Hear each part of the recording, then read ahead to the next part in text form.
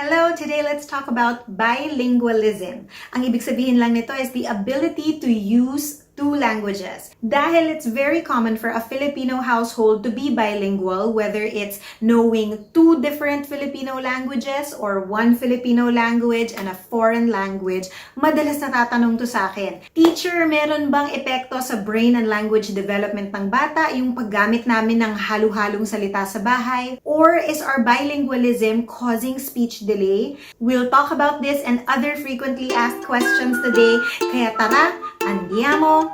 Usap tayo! Hanashimasho! Let's get talking! Hi! Kung first time mo dito, I'm Teacher Kaye and I'm a certified speech language pathologist. Like I said, today's topic is bilingualism, and if you've been here for a while and you can completely understand lahat ng mga videos ko without using subtitles, then you are a bilingual. Kasi madalas ako mag-Taglish dito. Before I answer the frequently asked questions, I'll just give you some facts about bilingualism in the Philippines. So based on a paper written in 2008, so medyo matagal na yon, so baka iba na yung numbers ngayon, but out of 76 million Filipinos, 65 million ang bilingual. Nakalagay doon that they will speak and understand our national language, Tagalog, and maybe some other Filipino language. But they also found that most people actually speak 3 languages, making them multilingual. Now, some people think that you can only say you're bilingual if you're completely, fully, equally fluent in both languages. But actually, yung totoo is, even bilinguals will have a more dominant language. Hey! Now to start answering the questions. First, does bilingualism have an effect on the brain and language development of a child? And the answer is yes. But the good news is they are all good effects. Yay! Sobrang dami ng studies about bilingualism and all of them say na it is beneficial for a child who is bi or multilingual. Exposure to different languages actually shapes a brain differently and affects their language and their cognitive or their thinking abilities. One of my favorite studies na pinapakita na very beneficial ang multilingualism sa brains ng baby and their development is this 2016 brain imaging study. So medyo long story short, basically tinignan nila yung brain waves ng mga 11-month-old babies. Some babies came from monolingual families and the other babies came from bilingual families. So they knew Spanish and English. So among the top findings were that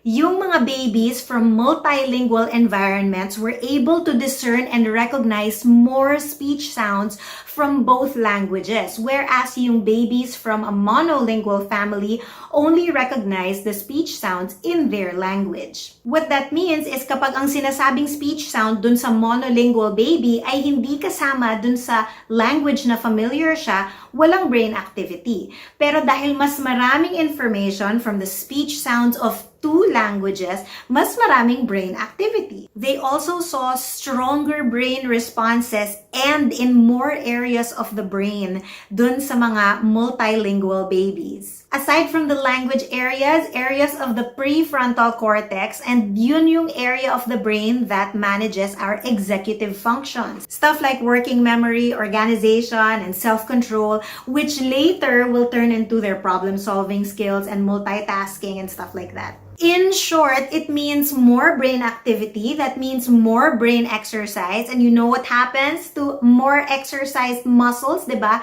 Healthier brain. Hey! But let's move on to our frequently asked questions. So number 1, does bilingualism or multilingualism cause speech delay? The answer is no!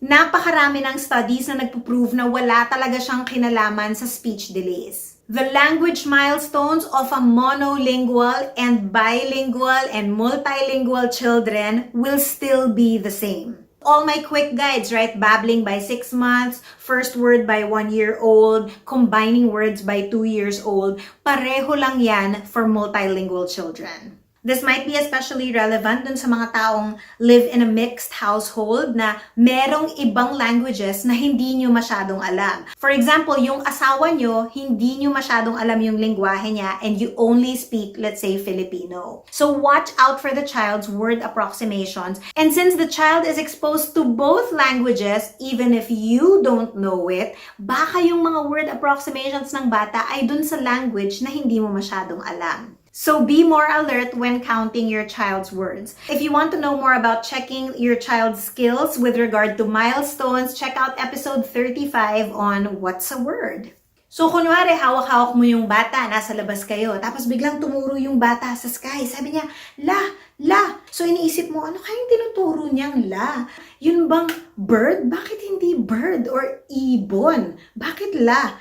Ngayon pala, yung yaya ng bata ay waray. Tapos ang la pala ay langgam. So things like that. Also take note that a multilingual baby might say 3 different words for just one concept. So baka minsan nag-iisip kayo, ang alam palang sabihin ng baby ko ay milk tsaka mama.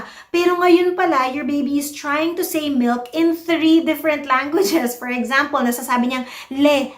Ngayon pala, leche gusto niyang sabihin, Spanish. Or nasasabi niyang g for gatas. Or mi for milk. So those 3 words or word approximations are already counted as 3 separate words. So it's one thing to know kung ilan yung concepts na alam niya. For example nga, the concept of milk, yung iniinom niya.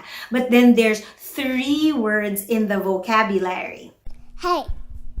Number 2, yung concern na, teacher, bakit yung anak namin English magsalita, pero Tagalog naman kami mag-usap sa bahay, so hindi niya kami kinakausap? So the first thing I want you to ask yourself is, kung Tagalog kayo magsalita sa bahay, pero may ibang lingwahe, saan nanggagaling yung lingwaheng yon? So kung sa palagay niyong, baka sa mga videos na pinapanood niya, it might be a sign of screen addiction. You may want to look back on episode 21 about screen time, and this is one of the classic examples of screen addiction kapag madalas mag-recite yung bata ng mga naririnig niya sa mga pinapanood niya pero hindi naman siya nakaka-communicate functionally. And if that's the case, you may want to try a screen detox, as in tanggalin natin yung screen time para makita natin kung yun ang nagiging sanhi ng disconnect ng anak ninyo sa inyo.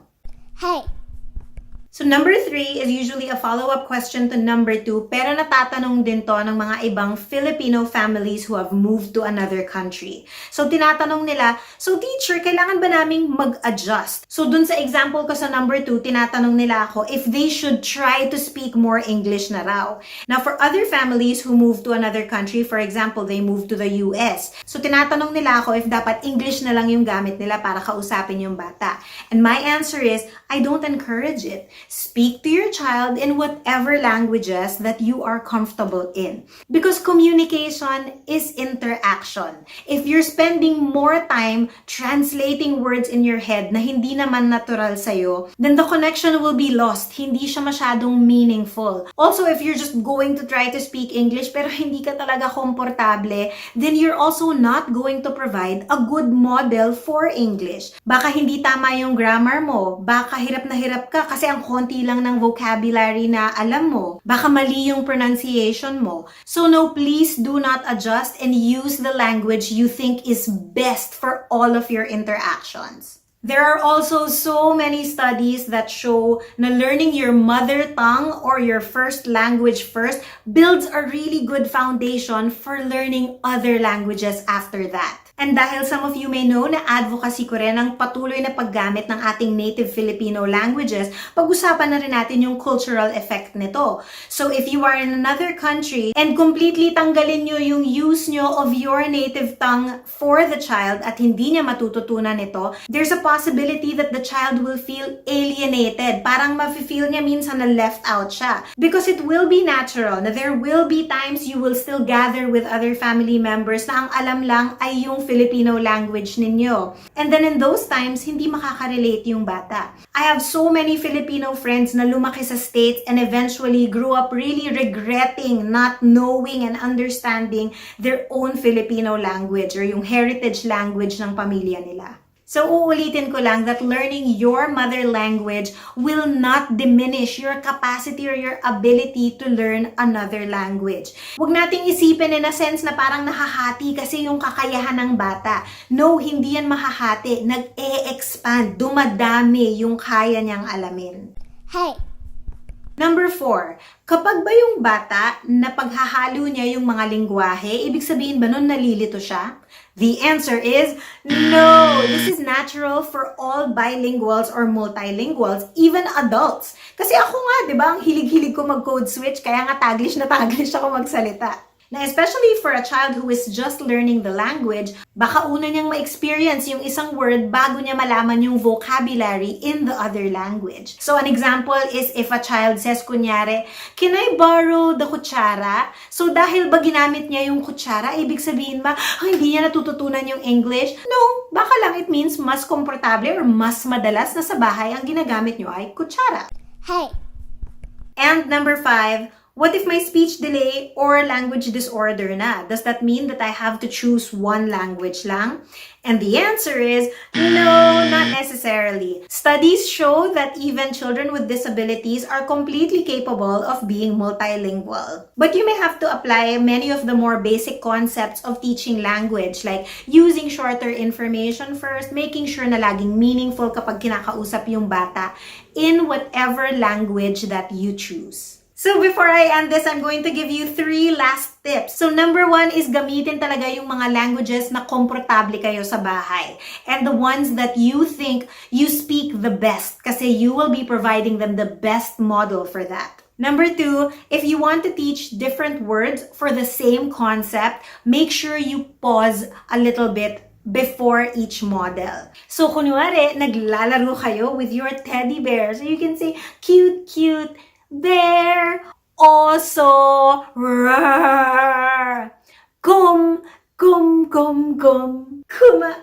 nose to nose kamini, kuma. And number 3 is especially for the Filipinos abroad na gusto mo siguraduhin na yung anak nila exposed pa rin sa Filipino language. You may want to start introducing them to the sounds of Filipino language by letting them hear Filipino music. That's why nga I have the playlist Teacher Kaye Sings, because nga it's another advocacy of mine to create more Filipino children's songs. Also, give them access to Filipino books para makita nila, ganyan pala ang itsura ng Filipino kapag nakasulat. And number 4, it is never too late to learn another language. Dahil sobrang ang daming benefits ng multilingualism, I encourage you guys to pick up a new language and to always have hope na yes, matututunan din ng mga anak nyo yan. At dyan tayo magtatapos today. If you found that helpful, please share it and like and subscribe.